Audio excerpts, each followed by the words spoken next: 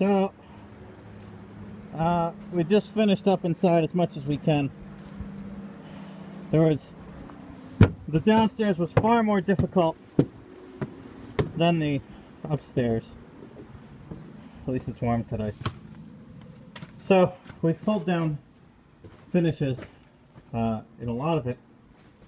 There's a lot of hidden crevices in the downstairs. You know, you can see the wall that ended here, and at some point they put in the heating, and so there's all these hidden spaces, especially in the foyer because of the bathroom above. There was drywall, 2 layers of it. The same thing here. There was a layer of drywall and then furring and then whatchamacallit, plaster. The same was true in here with the ceiling, so you can see what it looks like when it all gets pulled down.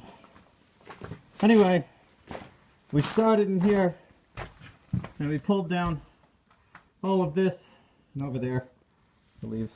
It wasn't so bad in here, but it did take quite a while to get all of the sheetrock off the drywall. You saw this room before, but it's been finished, and it's just all the detritus on the floor. We left one of the rooms so you can see exactly what I was talking about.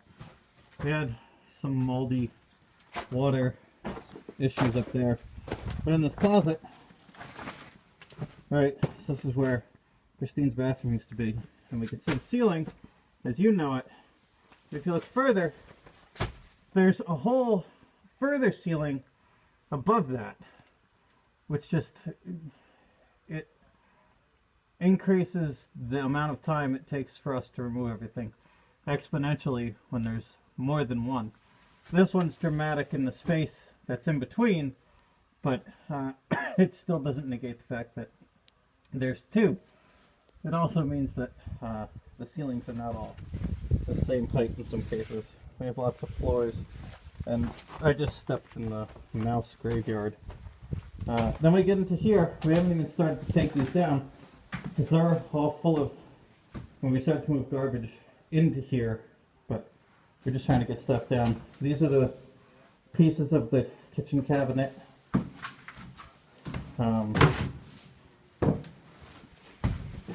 We didn't bring anything out today. We were just focusing on that. And then all the trim. We were going to finish all the other rooms. We still plan on it. Finish them, probably the sitting room, and then transfer all the wood into there. The reason it's still here is because it's still all full of nails. And we just, you know, priorities is to get this dumpster filled, so we haven't touched any of that. Upstairs we didn't work on at all today, and so we still have this to do, and the wall outside the bathroom here. We got a lot done, but not nearly as much as I wanted. But I mean, that is the case when there's stuff hidden that you can't see. One thing I did find behind the kitchen cabinets was a receipt, and it's old-fashioned cursive or something. I can't read it. Hi, fellas. Chris stepped on a nail today. Went right through his shoe. Well, I should have been wearing thicker shoes. Anyway, so this is from, looks like 1950 to Mr. McClellan, and I don't know what they were buying in Granville, but it was behind the trim in the kitchen. It came out.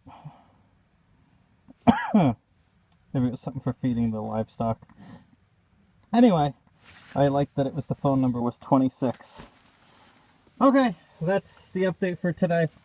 We're going to spend the rest of the time dealing with all of this hell that's outside. Bathtubs. This is all the wood furring that was on the walls or in the ceilings, and it's just a ton. There was a ton of wood in there. That also slowed us down. What else? What else? What else? I think that's that. Whatchamacallit? I can take my mask off now. Richard Welch stopped by today, our plumber and heating guy, and he gave us a written bid for what it is, so we can see exactly what he's planning, which was good.